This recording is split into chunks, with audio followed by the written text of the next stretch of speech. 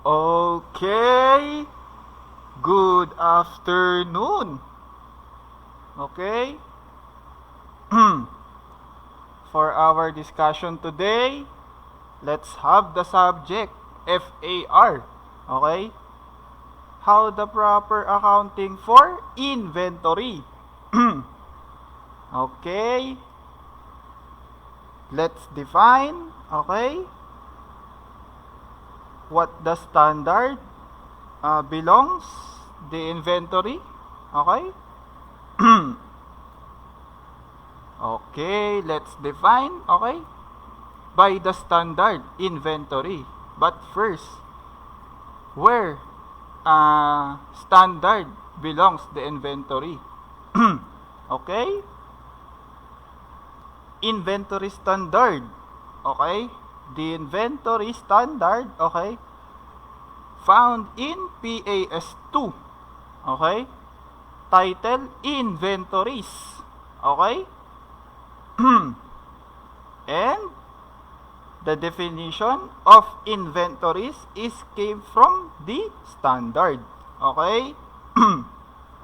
Now, let's define, okay, the inventories under the standard. Okay? Definition from the standard. Okay? Okay, inventory. Okay, inventory held for sale in the ordinary course of business. Okay? In the process of production, okay, for such sale. And in the form, okay, of materials or supplies to be consumed or used in the production process or in the rendering of services. Okay? Yan po ang definition under PAS2, Standard of Inventory. Okay? Now, let's have the classification of the inventories. Okay? Under classification of inventories, we have three classification of inventory. Okay? Namely, merchandise, okay, inventory, okay, manufacturing inventory, and miscellaneous inventory. Okay? Now, let's discuss first merchandise inventory. Okay? Merchandise inventory, okay, is discussed, okay, further in my merchandising business operation discussion. Okay? Sa mga hindi pa nakasubscribe, okay, subscribe na kayo sa YouTube channel ko para mapanood nyo ang merchandising business operation. Okay? Para magkaroon kayo ng knowledge about merchandising. Okay? By the way, let's define merchandise inventory. Okay?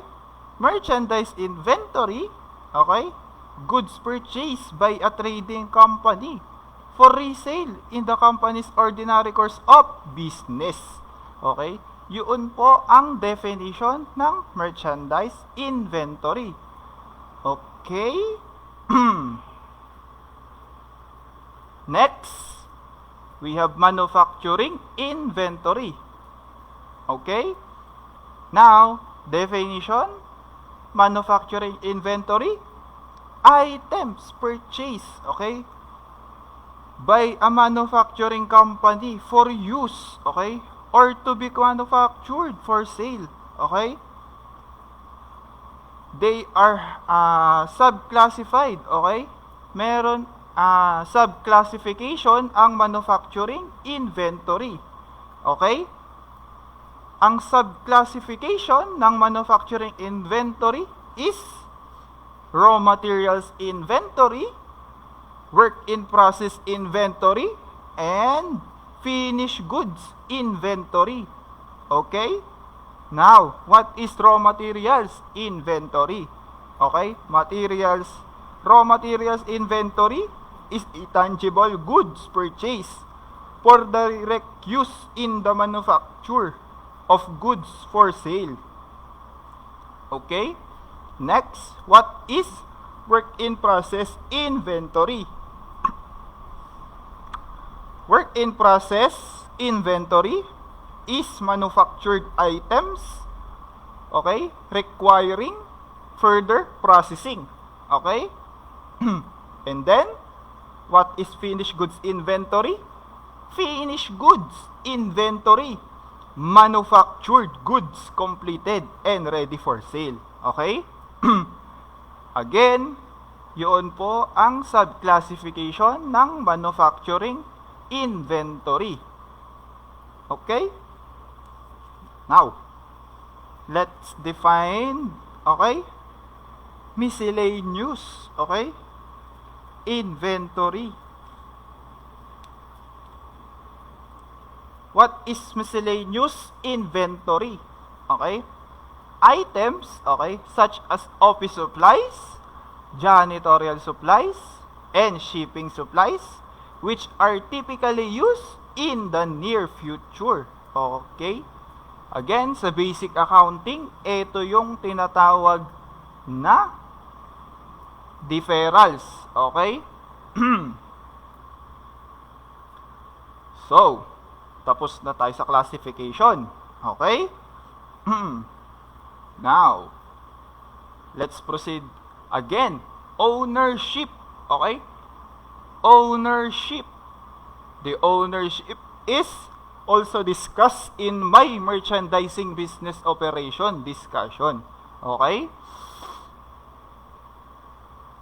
Under this discussion, ownership of goods. Okay? Kanino mapupunta? Okay?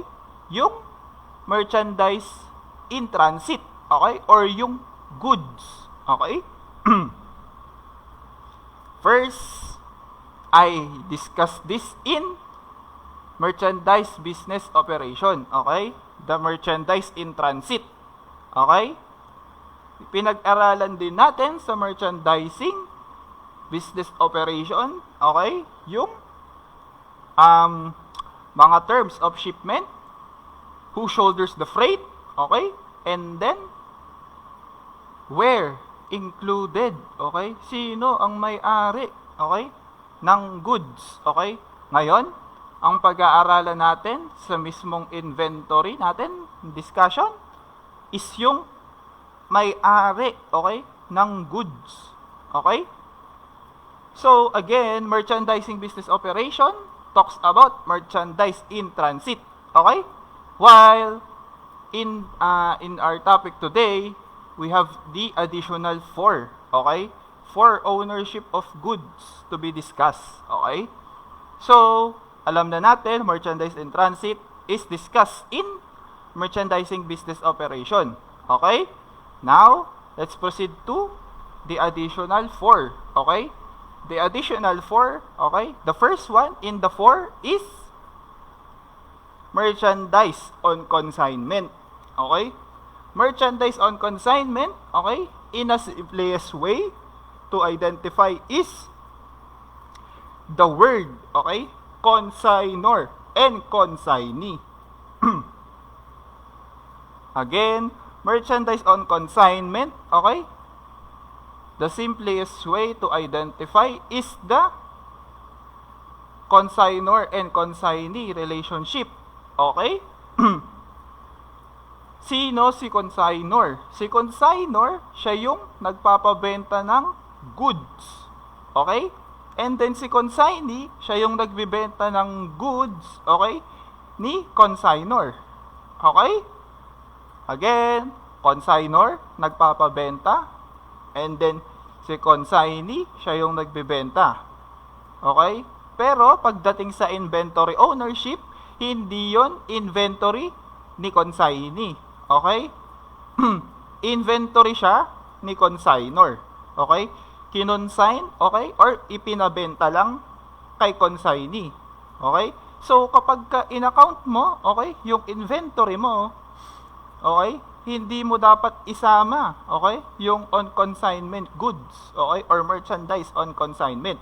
Kasi, yung goods na iyon is pinabenta lang, okay? Hindi mo yun sariling, hindi mo yun pagmamayari, okay? So, yun po ang simplest way to identify consignment. Okay? Okay, second discussion on the fourth edition of ownership, okay, is sale of goods, okay, under a repurchase agreement. Okay, sale of goods under a repurchase agreement, meaning contract, okay? May contract, okay, under a repurchase, meaning yung goods, okay, or buyer and seller, okay, meron silang agreement, okay, na si buyer is pwede siyang mag-repurchase ulit, okay? Okay. Third to the fourth, okay? Third discussion on the four additions, okay? Sales made, okay, with the buyer holding the right of return. Okay? Sales made with the buyer holding, okay, the return of the right of return. Okay? The sentence, okay, is self-explanatory. Okay? Sales made with the buyer holding, meaning yung sales made, okay, is si buyer, okay, hawak niya yung, or may karapatan siyang magbalik. Okay? Yun lang po ibig sabihin nun. Okay? And then the last one, okay, on the fourth edition is sales, okay, made, okay, on installment basis. Okay? Later on, okay, while discussing this inventory, we need to discuss, okay, retail inventory, because retail inventory, okay, is this is the example of sales made on installment basis. Okay? So, again, this is the ownership of goods. Okay? Now, let's have again, okay, the discussion, okay, for inventory accounting system.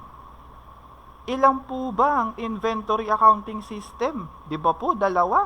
Okay? Na-discuss ko na po ito further sa merchandising business operation. Kung hindi nyo pa po napapanood, panoorin nyo yon. Okay? Para may idea kayo sa discussion natin ngayon. Okay? Now, first in the two, okay? Periodic. Ano nga ba ulit ang periodic? Okay? Ang periodic po, ang gumagamit ng system na yan, usually, merchandising company. Okay? While the other one, the perpetual inventory system, okay? This perpetual inventory system usually used, okay, by a manufacturing company. Okay? Yun po ang ibig sabihin ng dalawang system of inventory. Okay? And again, this discussion is further discussed in merchandising business operation. Okay? Next, now, okay? Let's know, okay? Measurement, okay? Measurement of inventory under the standard, okay? Because the standard gives us measurement how to account inventory. Okay? Okay, the measurement of inventory is measured, okay? Inventory is measured of at the lower of cost and NRV. Okay? Yan po ang stated measurement under PAS2. Okay? Now, let's have classifications of costs of inventories. Okay? Costs of inventories. Okay? Costs of inventory classification have three. Okay? Three costs involved. Okay? First is the cost of purchase. Okay? Costs of purchase. Okay? Costs of purchase. Costs of purchase. Okay? The costs of purchase of inventories comprise, okay, the purchase price, import duties, and other taxes. Okay? Other than those subsequently recoverable by the enterprise from the taxing authorities, and transport, handling, and other costs directly attributable, okay, to the acquisition of finished goods, materials, and services. Okay? Ito po yung included, okay, or addition sa costs of purchase. Then, trade discounts, rebates, and other similar items, okay, are deducted. Again, deductible items are trade discounts, rebates, and other similar items. Okay? In determining the costs of purchase. Okay? So, again. Oh, by the way, I forgot to define costs of inventory. Okay? Definition of cost of inventories. Okay? The cost of inventories shall comprise all costs of purchase. Okay? Conversion costs and other costs. Okay? Used in bringing the inventories to their present location and condition. Okay? Yun po ang definition ng cost of inventories. Okay? And then cost of purchase definition. Okay? Cost of purchase of inventories comprise the purchase price, import duties, and other taxes. And transport, handling, and other costs directly attributable to the acquisition of finished goods, materials, and services. Okay? Yun po ang included.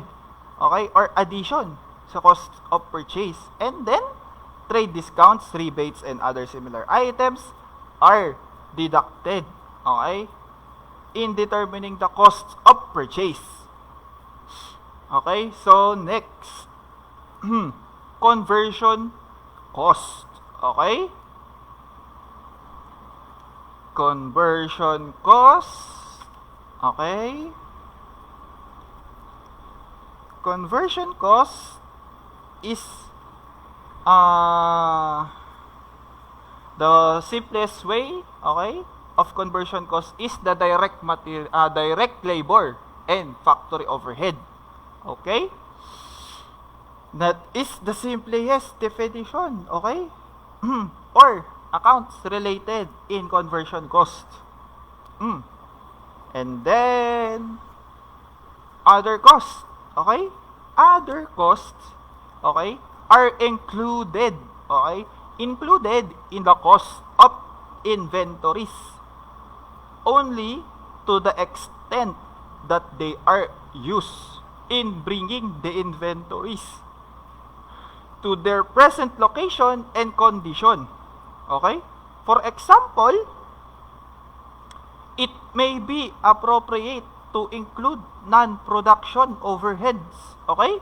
Or the costs of designing products for specific customers in the cost of inventories. Okay? Again, other costs are included in the cost of inventories only to the extent that they are incurred, okay, or used in bringing the inventories to their present location and condition. Okay? Now, let's proceed, okay? Exclusions, okay? Exclusion of cost of inventory, okay? Exclusion from inventory costs, okay?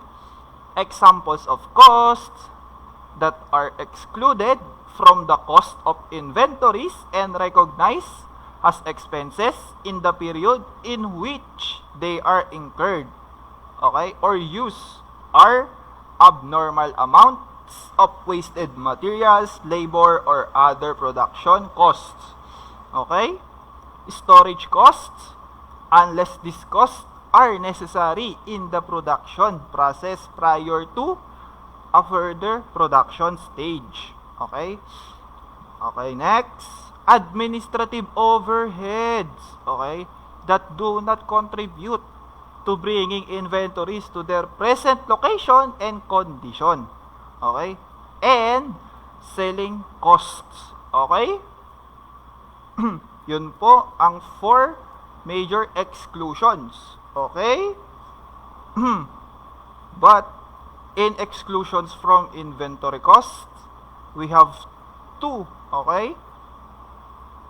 2 inventory costs that may be excluded, okay? May be excluded or included in the cost of inventory, okay? The first one is the borrowing costs, okay?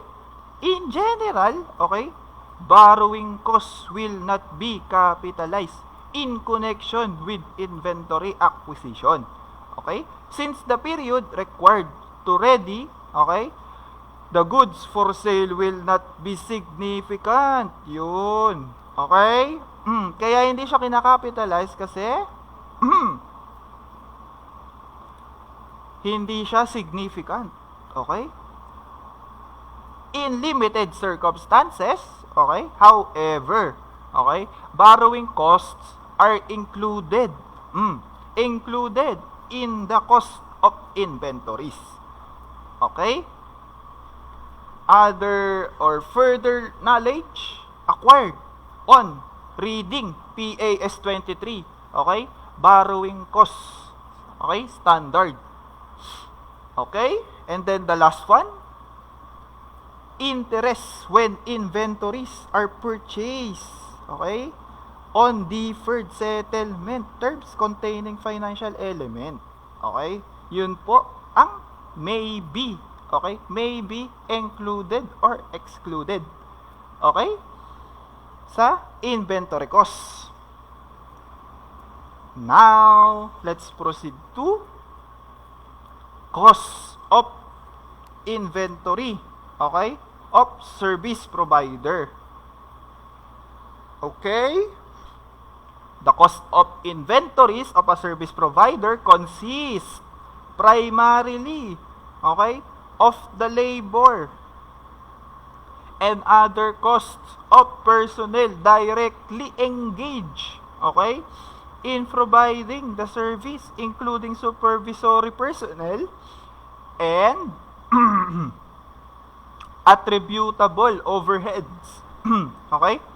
The inventories of a service provider may simply be described as work in process. Again, the simplest, okay, simplest way to describe service provider in inventories of a service provider, okay, simply describe work in process. Okay, labor and other costs relating to sales and general administrative personnel are not included, okay, but are recognized as expenses, okay, in the period in which they are incurred. Okay? Yun po ang cost of inventories, okay, of a service provider. Punta po tayo sa costing methods of inventory. Okay? Again, merchandising business operation discussion defines, okay, two common costing methods. The FIFO, or first in, first out, and the weighted average. But in the weighted average discussion under merchandising business operation, the weighted average is only for perpetual inventory system or merchandising. Okay? In this time, we have the second one. Okay? The moving average method under weighted average. Okay? So, and then we have the other one. Okay? Because in total, inventory costing methods have 3. Okay? 3 methods. And the additional one is the specific identification. Okay? Now, let's define that. Okay? What is specific identification? Okay? Specific identification, okay, of cost means that specific costs are attributed to identified items of inventory. Okay? In simple knowledge, okay, in simple term, hinahanap mo lang, okay, yung mga similar items, okay? Kung ilan yung naibenta mo at yung magiging on hand mo. Okay? Yun po ang specific identification. Okay? Now, let's have an example of this costing method. Okay? FIFO. Okay? Alam na natin yan. And then weighted average. Okay? But in weighted average, again, dalawa po ang i-discuss natin. Yung una is yung na-i-discuss sa merchandising business operation, and then yung pangalawa is yung moving average. Okay? So, specific identification example. Okay? Okay? The following example information is attained from Mobile Legends Corporation's financial data. Okay, so let's have the example table. Okay? As you can see, okay, parehas lang siya, okay, ng presentation. Okay? If magsusolve ka ng problem ng merchandising business operation under FIFO or weighted average, parehas lang yan. Ang hindi parehas dyan or yung difference nila, okay, is yung analyzation. Okay? Now, paano ba? Okay, paano ba? Yung specific identification na yan. Okay? Under the specific identification method, cost of goods sold, okay, and ending inventory, okay, are calculated, okay, as follows. Yun, computation of cost of goods sold and ending inventory on hand. Okay? Again, cost of goods sold, okay? Ganyan po, okay? Under specific identification, i-specify mo, okay? Yung cost of goods sold mo, okay? Ilan ba yung naibenta mong units, okay? And then yung total cost, okay? And then about sa ending inventory on hand, okay? Ganun din. Ini-specify mo kung ilang units pa ang natitira at yung cost of each units and totals, okay? So, yun. Specific identification pa lang yun, ha? Okay. Ito po yung sa FIFO. Okay?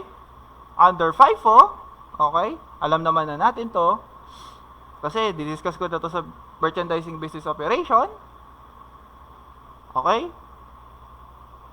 Again, sa pagkuha, okay, ng total cost under FIFO, okay, units purchase, okay, units purchase times unit cost, okay? Now, dito, may pagkakapareho sila, okay, ng bahagya ni specific identification. Kasi, sa FIFO, okay, though, ang meaning niya is first in, first out, okay, pero ang dapat mo lang na malaman is yung binenta, okay, and yung flow, okay? Ang pagkakaiba ng costing methods is yung flow, okay? Yung flow ng inventory, okay? Kung paano siya properly ina-account, okay? Yung flow.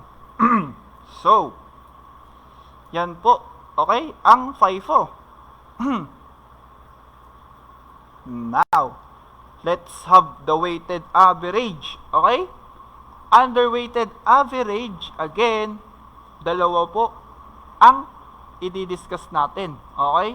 Yung under periodic system, okay? Or weighted average method, and then yung isa is yung perpetual system. Okay? Or moving average method. Okay?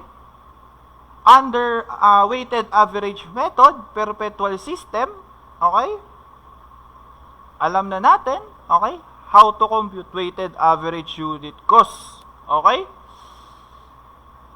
Yan din po ang discussion sa merchandising business operation. Okay? Now, ang focus natin sa weighted average discussion of costing methods of inventory is the perpetual system or moving average method. Okay? Yan. Perpetual inventory system. Okay? Moving average method. Okay?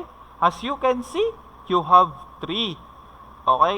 3 personal columns that you need to account. Okay? The purchases, the sales, and the inventory balance. Okay? Now, as you can see in the inventory balance, the unit cost, okay, is nagbabago-bago. Okay? Bakit siya nagbabago-bago? Kasi nagmo-move. Okay? Kasi nagmo-move siya. Okay? Okay. Let's analyze this table. Okay? January 1, beginning inventory balance yan. Okay? Ilan yung units? 100. Diba? Purchase purchase. Okay? Purchase. Okay? March 1. Okay? March 1, first purchase. Okay? 400. Okay? Unit cost 12. Okay? Total cost 48. Okay? Pero pagdating mo ng inventory balance, okay? Naka-total. Okay? Naka-total units siya. Okay? Total units and total cost. Okay? Of units. So, kaya siya naging 11.60 kasi as you can see in the second computation, okay? 5,800 divided by 500. Okay? Eh ano po yan, sir? Okay? Yang 5,800 na yan. And yang 500 na yan. Okay? Ang ano po dyan, okay, is yung total cost. Okay? Total cost or total cost available for sale. Okay? Total cost available for sale. And then yung 500, total available units for sale. Okay? Ganyan po ang formula to compute, okay, moving average unit cost. Okay? Again, sa pag-compute ng moving average, okay, unit cost, total cost of available units, okay, for sale, and then total units available for sale. Okay? So, yung na-compute mong moving average unit cost, okay, yun ang gagamitin mo kapag ka nag-sales or issued units. Okay? As you can see in March 5. Okay? Under sales column. Okay? Again, as you can see, pareha sila. Okay? Though, ang ano dyan is yung 250, okay? And then yung unit cost na 11.60, and then yung total cost na 2,900, okay? Yan yung sa sales, okay? Kasi po, yung pinanggalingan is March 1, okay? 500, okay? 500, okay? Moving average unit cost is 11.60, and then the total cost is 5,800. So, kalahati. Okay? Kalahati ng 500 is 250. So, ganun po ang inventory balance na mangyayari after the sale. Okay? Next. May 2. Okay? Yung May 2, purchase transaction. So, bumili ka ng another 100 units. Okay? And then, the unit cost is 15. Okay? Sa simpleng paraan ng pag-compute ng moving average unit cost, okay, ang tatandaan mo is yung total cost units available for sale. Okay? I-total mo. Okay? I-total mo na siya. Okay? Kung halimbawa after the sale, okay? Halimbawa yan, 250. Okay? 250 total units after the sale. So bumili ka ng 100 May 2. So i-total mo na siya. Huwag mo nang pahabain yung table mo. I-total mo na agad. Okay? Kasi ang dinedetermine mo naman dyan is yung cost of goods sold. Okay? Yung cost of goods sold mo. And yung ending inventory. Okay? Amounts and units. Okay? So, sa moving average, okay, ang minsan na nakakalito lang sa moving average is yung pag-determine, okay, ng moving average unit cost. Okay? So, yun po ang weighted average, okay, or moving average method, okay, under weighted average costing system method. Okay? Now, let's have the introduction, okay, of NRV or net realizable value. Again, how to measure inventory? Inventory shall be measured at lower of cost and NRV. So, what is NRV? So, eto na po. Okay? Net realizable value is the estimated selling price in the ordinary course of business. Okay? Less estimated costs of completion. Okay? And the estimated cost necessary to make the sale. Okay? Yun po ang specific definition of net realizable value. Okay? Now, let's proceed. Okay? In approaches, okay, or approaches, okay, to implement, okay, measurement of inventory. Okay? How do we approach, okay, the measurement? Okay? A company may apply the lower of cost and NRV rule. Okay? Rule in implementing, okay, measurement. First, each item. Okay?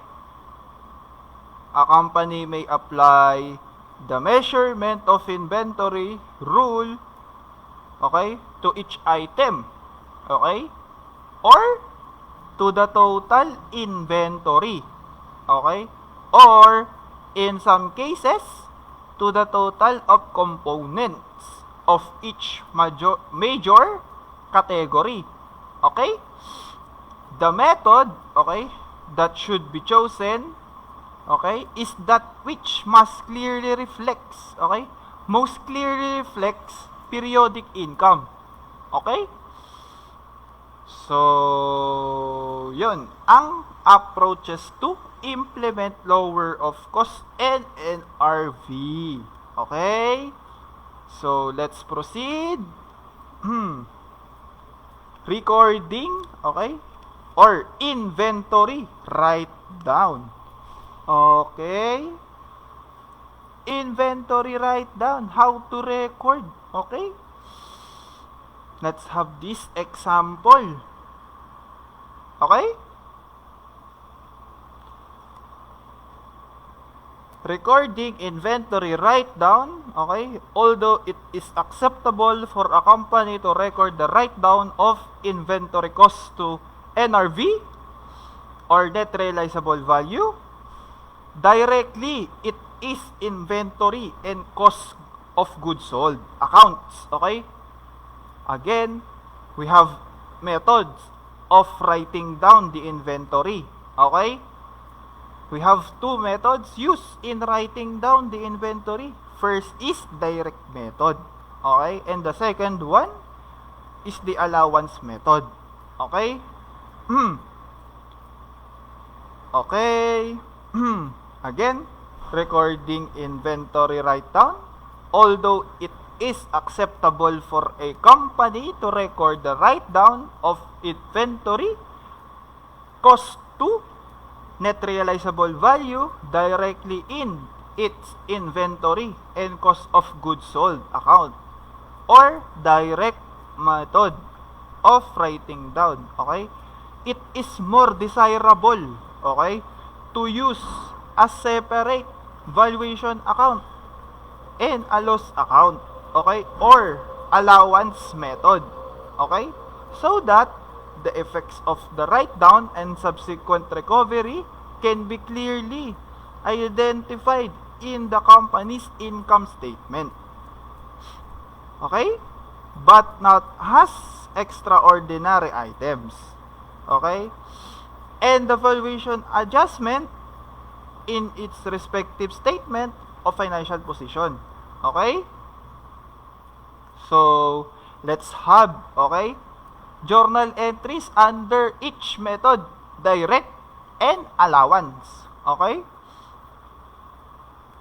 Journal entries. Okay? This is how you, okay, record journal entry under each method, direct and allowance. Okay? By the way, direct and allowance method are used perpetual inventory system. Okay?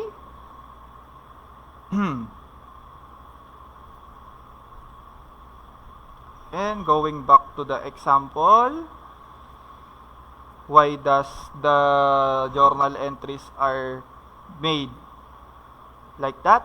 Okay? In December 31, 2013, okay? Cost, okay? Cost 200, okay? 1,000. While the net realizable value is 200 also. So, kaya in December 31, 2013, okay, since the cost equals the NRV or net realizable value, inventory, okay, will be reported at 200,000. No adjustment need be made. Okay? Again, under 2013, cost and NRV are equal. So, meaning, wala kang adjustment. Okay? But in 2014, cost is 250 while the NRV is 220. Okay? Journal entry. Okay? Under each method. Under direct method. Okay? But first, we need to know. Okay? What to be recorded. Okay? And what to be closed. Okay? First, we need to have to know the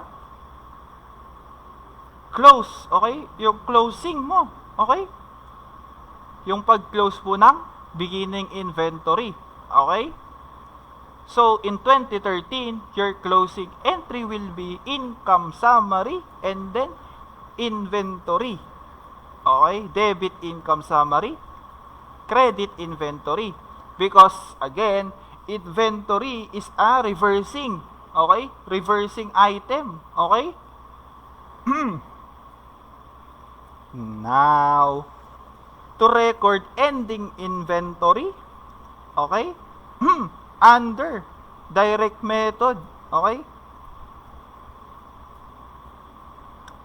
inventory, okay, and then income summary.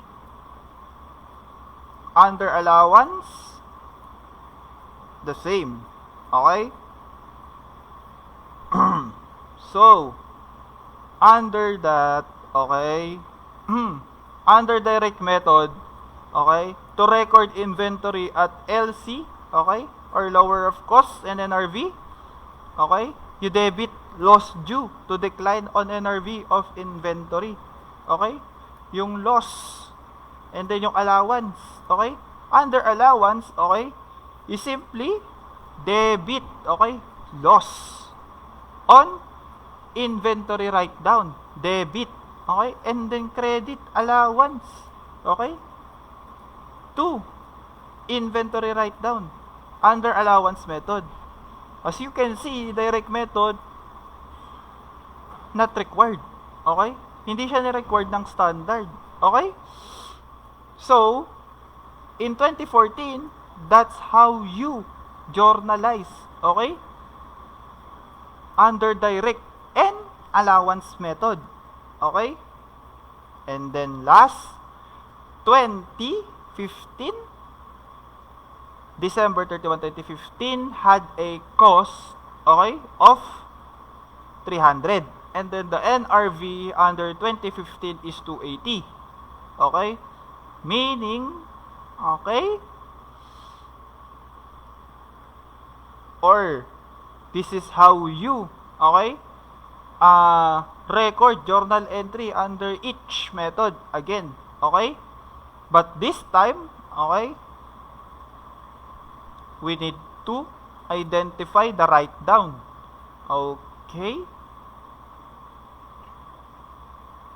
Bakit naging 10, okay, sa 2015 yung allowance, okay, bakit yung sa to record inventory at LC and NRV, okay, naging 10,000?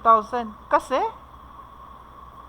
yung difference, okay, the balance of your inventory write down is 30 at the 2014, okay, so the balance is entered in 2015 at that amount. So at the end of 2015, you need to settle, okay, the inventory write down, okay, and the inventory write down is 20,000, okay. So you need to adjust the balance of inventory write down, okay, by 20,000. So at the end, the balance of your inventory write down is 10,000. Kaya po ganyan yung entry under allowance method. Again, direct method, okay, is not allowed in the standard, okay. So yun po ang pag-journalize ng direct and allowance method, okay, ng inventory write down. So next, okay,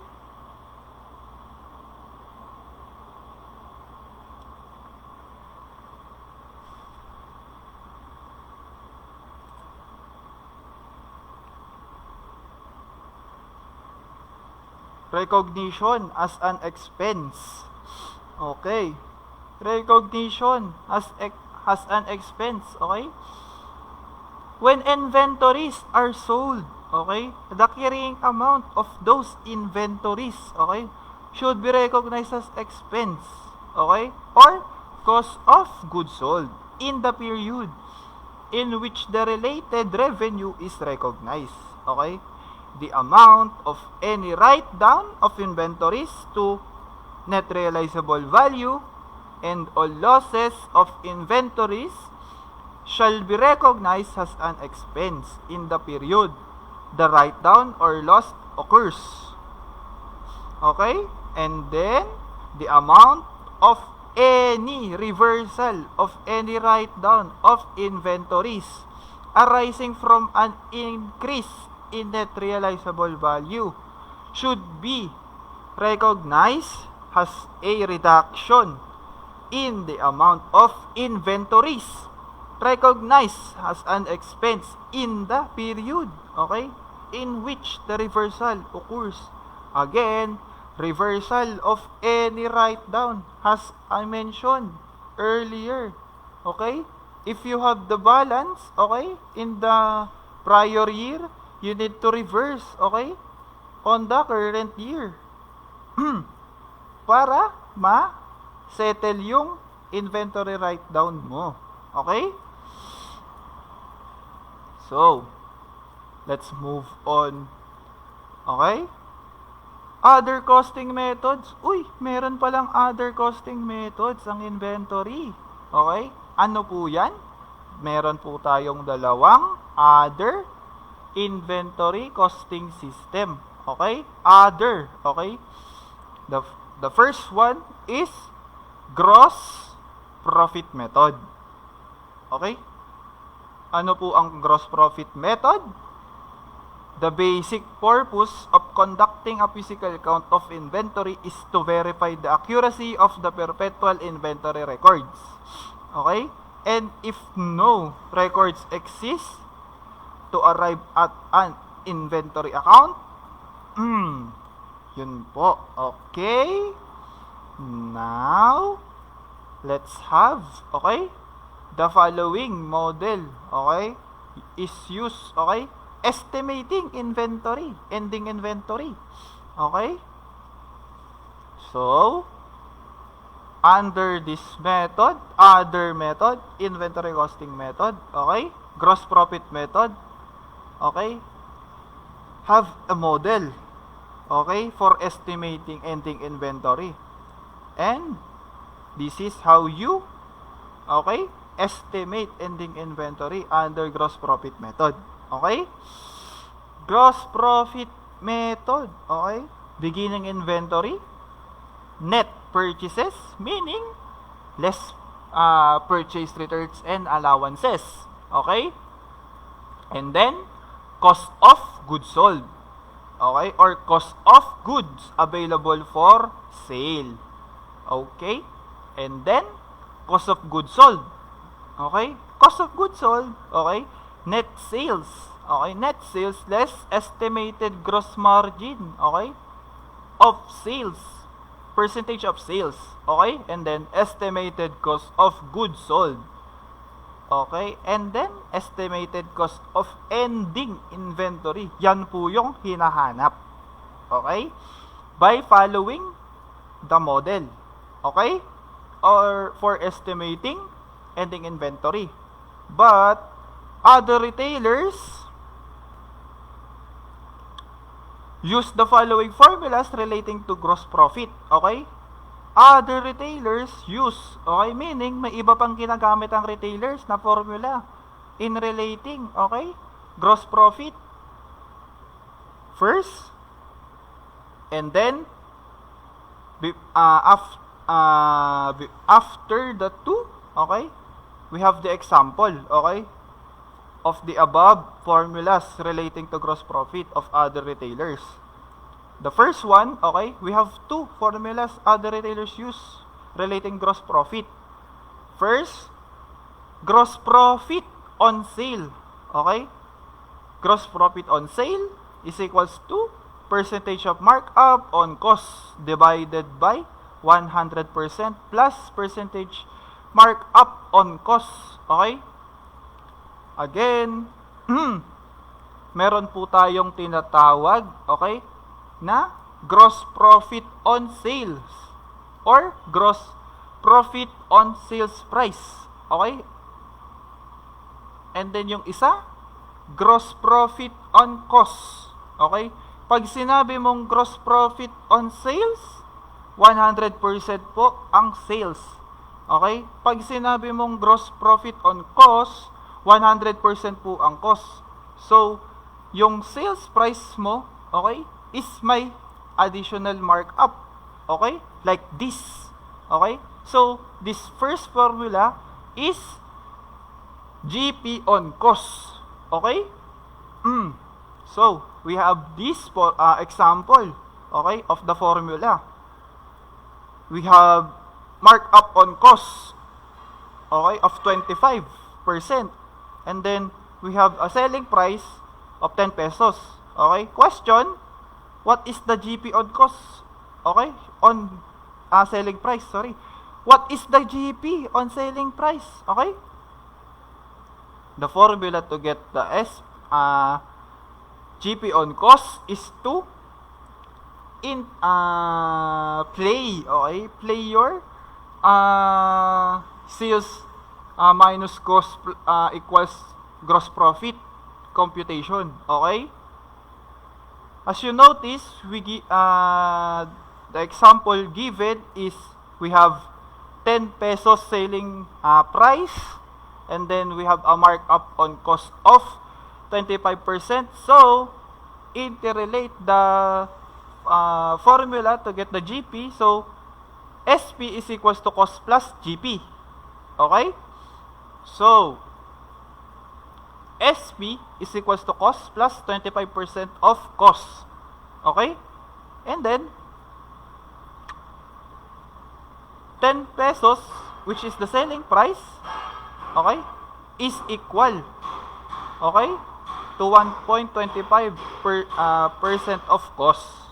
Okay?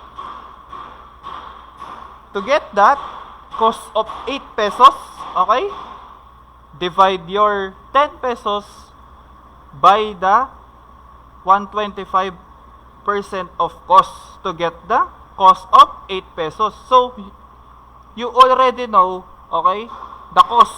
So, you less that in selling price, okay, and then you get a gross profit of 2 pesos. So, you get 2 pesos divided the selling price to get the gross profit rate, okay, of 20%. Okay? So, next question is, if, okay, gross profit, okay, gross profit on cost, okay, 20%. Paano yan? Kuno-compute? Ito po yung formula. Okay? The formula of other retailers relating gross profit, okay, percentage of markup on cost equals gross profit, okay, on selling price divided by 100% minus gross profit on selling price. Okay? And then, how we relate that? Okay? Like this. Okay? To get the markup on cost. Okay? Kung si sales, okay, is 100%. Okay? But, your gross profit rate is 20%. Okay? Divide mo siya ng 100. Okay? And then, minus mo yung numerator mo. So, you will get 25% percentage on cost. Markup on cost. Okay? Yan po ang other retailers formula relating to gross profit. Okay? Next, ito po yung sinasabi ko sa inyo. Retail inventory method. Okay? Under this method, okay, what do we know? Okay? Under this method, what do we know? Ano bang dapat nating malaman kay retail inventory method? Okay? Retail inventory, okay, is the example of a sale made, okay, on an installment basis. Okay? So, what is retail inventory method? Retail inventory method, okay, accounting for inventory in a retail operation prevents several challenges. Okay? High volume retailers that have many different types of merchandise, okay, would find it extremely difficult to determine the cost of each sale. Okay? To enter codes on the tickets, to change the codes to reflect the declines in the value of the merchandise, to allocate costs such as transportation and so on. Okay? Now, ano ba yung retail inventory method na yan? Okay? By the this method have three bases. The first one, as you see, average cost basis, meaning average. Okay? basis ang retail niya, okay, yung at retail, okay, is naka-average. Okay? Let's have the example of this. Okay? So, as you see, okay, we have two columns, at cost, okay, and at retail. Okay? Again, at cost, ito yung normal na pag-compute. Okay? Pero sa at retail, okay, meron tayong idinadagdag at ibinabawas na markups and markdowns. Okay? Now, ang pinaka hinahanap sa average cost ng retail method is the average cost ratio. Okay? Kasi po, ito yung gagamitin mo para ma-determine yung ending inventory mo at cost. Okay? Paano mo malalaman, okay, kung magkano yung cost of goods sold mo at cost. Okay? So, as you can see, ganyan po ang pag-compute. Okay? So, yun po ang retail method, average cost basis. The second basis is the FIFO basis. Okay? And then, under FIFO basis retail method, ganito naman po siya kinukompute. Again, parehas lang siya yung at cost sa normal na pag-compute. Pero sa retail, okay, meron kang dinadagdag at binabawas, okay, na markups and markdowns, okay. Pero sa FIFO basis retail method, as you can see, meron tayong current addition, okay, line, meaning, diba, ang FIFO, bawat bili mo, dinadagdag mo sa inventory mo. Okay? So, sa pag-compute, okay, bale, ang dapat mong ma-determine, okay, sa FIFO basis is yung current cost ratio. Okay? What is current cost ratio? Yan po yung sinasabing current addition. Okay? So, base po yan sa purchases. Okay? Yung pagbili mo ng inventory mo. Okay? So, ganyan po. Okay? Kinukompute. Okay? Under FIFO basis retail method. Okay? And then yung huli po, okay, is yung conventional method.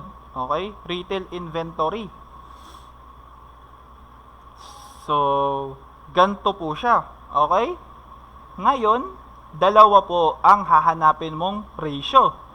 Yung una, okay, yung average. Okay? Kasi yung average, yun yung multiplier mo to find the cost of goods sold of the ending inventory at cost. Okay? Now, sa pag-compute ng amount under at cost and at retail, okay, as you can see, excluding markdowns, okay, meaning hindi mo sinasama yung markdowns sa pag-compute, okay.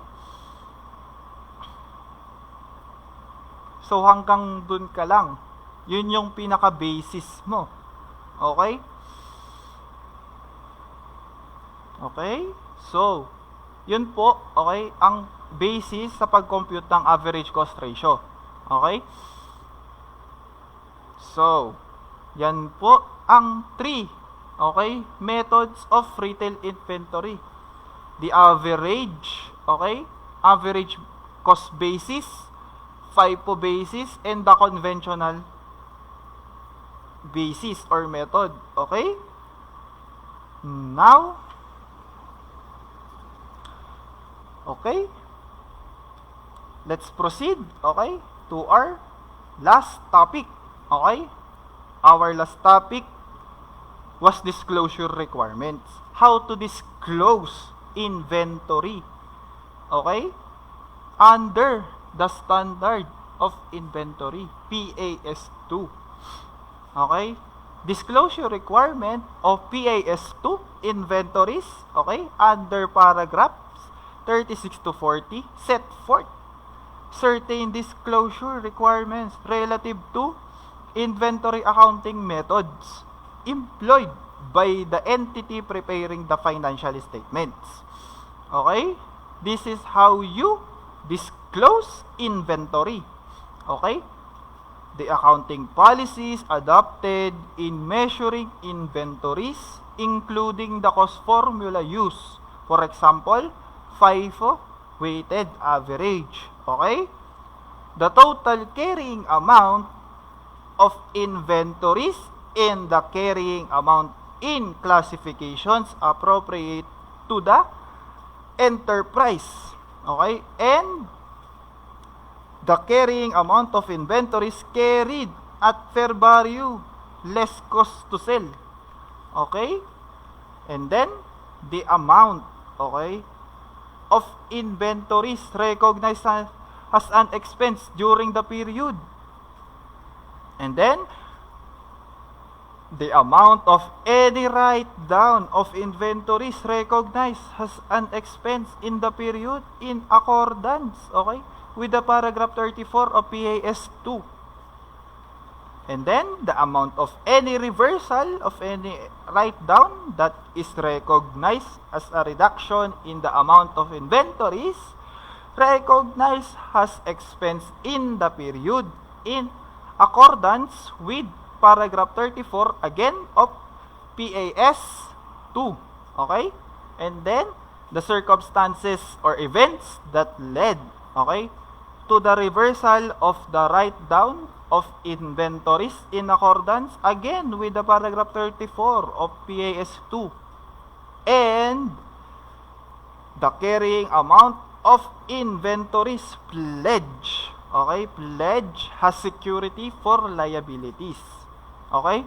Yun po, okay, ang mga dapat i-disclose, okay, under the standard of inventories. So, dito na po nagtatapos ang ating discussion. I hope malinaw sa inyo ang nature. Okay? Nature. Okay? Recognition, measurement, transaction, presentation, and disclosure of inventory. Okay? Under the standard. Yan po dapat ang ginagawa. Now, maraming salamat. Okay? Thank you for listening. God bless.